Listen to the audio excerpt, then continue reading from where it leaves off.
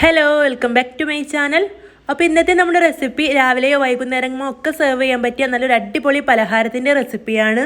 അപ്പോൾ ഇത് നിങ്ങൾ എന്തായാലും ട്രൈ ചെയ്ത് നോക്കണം. എല്ലാവർക്കും ഒരുപാട് ഇഷ്ടമാവും, അത്രയ്ക്കും ടേസ്റ്റിയാണ്. അപ്പോൾ നമുക്ക് ഇതിൻ്റെ റെസിപ്പി എങ്ങനെയാണെന്ന് കണ്ടു നോക്കാം. ഇതിനു വേണ്ടി ഞാനിവിടെ 3 ഉരുളക്കിഴങ്ങ് പുഴുങ്ങിയെടുത്തിട്ടുണ്ട്. അപ്പോൾ ഈ ഒരു സൈസിലുള്ള ഉരുളക്കിഴങ്ങാണ് എടുത്തിട്ടുള്ളത്. വലുതാണെങ്കിൽ 2 ഒക്കെ മതിയാവും കേട്ടോ.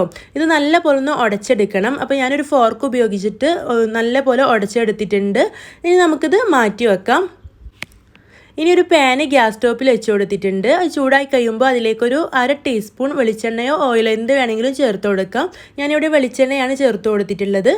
ആ എണ്ണ ഒന്ന് ചൂടായി കഴിയുമ്പോൾ അതിലേക്ക് ഇഞ്ചി വെളുത്തുള്ളി പേസ്റ്റ് ചേർത്ത് കൊടുക്കണം. അതൊരു 1/2 ടീസ്പൂണാണ് ചേർത്ത് കൊടുത്തിട്ടുള്ളത്. ഇനി എണ്ണയിലിട്ടിട്ട് നന്നായിട്ടൊന്ന് മൂപ്പിച്ചെടുക്കാം.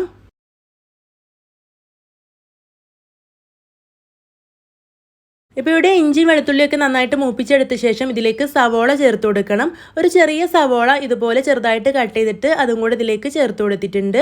അതിൻ്റെ കൂടെ തന്നെ ഒരു പച്ചമുളക് ചെറുതായിട്ട് കട്ട് ചെയ്തും കൂടെ ചേർത്ത് കൊടുത്തിട്ട് നല്ല പോലെ ഒന്ന് മിക്സ് ചെയ്തെടുക്കാം. അപ്പോൾ നന്നായിട്ടൊന്ന് സവോള മൂപ്പിച്ചെടുക്കുന്ന ആ ഒരു സമയം കൊണ്ട് നമ്മൾ നേരത്തെ പുഴുങ്ങി വെച്ചിട്ടുള്ള ഉരുളക്കിഴങ്ങിലേക്ക് ഒരു 1/4 ടീസ്പൂൺ മഞ്ഞൾപ്പൊടി ചേർത്ത് കൊടുത്തിട്ടുണ്ട്. കൂടെ തന്നെ ഈ ഒരു കിഴങ്ങിലേക്ക് ആവശ്യമായിട്ടുള്ള ഉപ്പ് ചേർത്ത് കൊടുത്തിട്ടുണ്ട്. കുറച്ച് മല്ലിയിലയും ചേർത്ത് കൊടുത്തിട്ടുണ്ട്.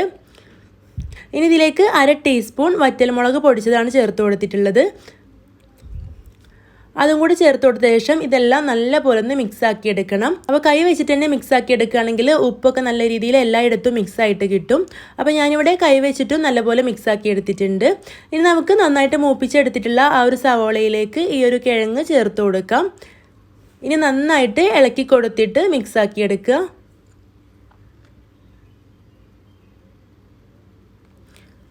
അപ്പോൾ നല്ലപോലെ ഇളക്കി കൊടുത്തിട്ട് മിക്സ് ആക്കിയ ശേഷം നമുക്ക് ചൂടാറാനായിട്ട് മാറ്റി വെക്കാം. ഇനി ഞാനിവിടെ ഒരു ബൗൾ എടുത്ത് വെച്ചിട്ടുണ്ട്. അതിലേക്കൊരു 1/2 കപ്പ് മൈദപ്പൊടി ചേർത്ത് കൊടുത്തിട്ടുണ്ട്. ശേഷം 1/2 കപ്പ് കടലപ്പൊടി കൂടെ ചേർത്ത് കൊടുത്തിട്ടുണ്ട്. അപ്പോൾ പകുതി മൈദപ്പൊടിയും പകുതി കടലപ്പൊടിയും വെച്ചിട്ടാണ് നമ്മൾ ഇതിന് വേണ്ടിയിട്ടുള്ള മാവ് തയ്യാറാക്കിയെടുക്കുന്നത്. ഇനി നിങ്ങൾക്ക് വേണമെങ്കിൽ മുഴുവനായിട്ടും കടലപ്പൊടി ചേർത്തിട്ടും ഇത് തയ്യാറാക്കിയെടുക്കാൻ പറ്റും. അപ്പോൾ കുറച്ച് വെള്ളം ഒഴിച്ച് കൊടുത്തിട്ട് നല്ല പോലെ ഒന്ന് മിക്സ് ചെയ്തെടുക്കണം. അപ്പോൾ നമുക്കിത് പഴംപൊരിയുടെ അതല്ലെങ്കിൽ ബജിമാവിൻ്റെ ഒക്കെ ആ ഒരു കൺസിസ്റ്റൻസിയിലാണ് മാവ് വേണ്ടത്. അപ്പോൾ ഞാനിവിടെ ഒരു 1/2 കപ്പിന് മുകളിലായിട്ട് വെള്ളം ചേർത്ത് കൊടുത്തിട്ടുണ്ട്. ഇതുപോലെ നല്ല പോലെ മിക്സാക്കി എടുത്തിട്ടുണ്ട്. ഇനി ഇതിലേക്ക് ഈ ഒരു മാവിലേക്ക് ആവശ്യത്തിനായുള്ള ഉപ്പ് ചേർത്ത് കൊടുത്തിട്ടുണ്ട്. കൂടെ തന്നെ ഒരു നുള്ളു സോഡാപ്പൊടി കൂടെ ചേർത്ത് കൊടുത്തിട്ടുണ്ട്. ഒരു 1/4 ടീസ്പൂണിനടുത്ത് മതി കേട്ടോ സോഡാപ്പൊടി, കൂടി പോവാതെ ശ്രദ്ധിക്കണം. എന്നിട്ട് അതും കൂടെ ചേർത്ത് കൊടുത്തിട്ട് നല്ല പോലെ മിക്സ് ചെയ്ത ശേഷം ഇനി ഇതിലേക്ക് കുറച്ച് മല്ലിയില കൂടെ ചേർത്ത് കൊടുത്തിട്ടുണ്ട്. ഇനി നമ്മൾ നേരത്തെ ഇവിടെ കിഴങ്ങ് വെച്ച് തയ്യാറാക്കിയിട്ടുള്ള ഈ ഒരു മസാല ചൂടൊക്കെ ആറി വന്നിട്ടുണ്ട്. ഇനി നമുക്കിത് ഷേപ്പ് ആക്കി എടുക്കണം. അപ്പോൾ അതുപോലെ ഞാനിവിടെ മുഴുവനായിട്ടും തയ്യാറാക്കി എടുത്തിട്ടുണ്ട്. ഇനി നമുക്കിത് എങ്ങനെയാണ് ഫ്രൈ ചെയ്തെടുക്കുന്നതെന്ന് നോക്കാം. അതിന് വേണ്ടിയിട്ട് പാന് ഗ്യാസ് സ്റ്റോപ്പിൽ വെച്ച് കൊടുത്തിട്ട് ഓയിൽ ഒഴിച്ച് കൊടുത്തിട്ടുണ്ട്. നല്ലപോലെ ചൂടായി വന്നിട്ടുണ്ട്. ഇനി നമുക്ക് ഷേപ്പ് ചെയ്ത് വെച്ചിട്ടുള്ള ഓരോന്നായിട്ട് എടുത്തിട്ട് ഈ ഒരു മാവിൽ മുക്കിയിട്ട് എണ്ണയിലേക്ക് കോരിയിട്ട് കൊടുക്കാം. അപ്പോൾ ഇതിൻ്റെ ഒരു വശം നന്നായിട്ട് കുക്കായിട്ട് മൊരിഞ്ഞ് വന്ന ശേഷം മാത്രം തിരിച്ചിട്ട് കൊടുത്താൽ മതി. അതല്ലെങ്കിൽ മുകളിൽ നിന്ന് മാവ് ഒലിച്ചിറങ്ങാൻ സാധ്യതയുണ്ട്. അതുകൊണ്ട് ഒരു വശം നന്നായിട്ട് തന്നെ മൊരിഞ്ഞ ശേഷം മാത്രം തിരിച്ചിട്ട് കൊടുക്കാം. ഇത് നന്നായിട്ട് എണ്ണയിൽ മുക്കി പൊരിച്ചെടുക്കുകയാണെങ്കിൽ ഒന്നുകൂടെ നന്നായിട്ട് തന്നെ പൊങ്ങി വരും കേട്ടോ.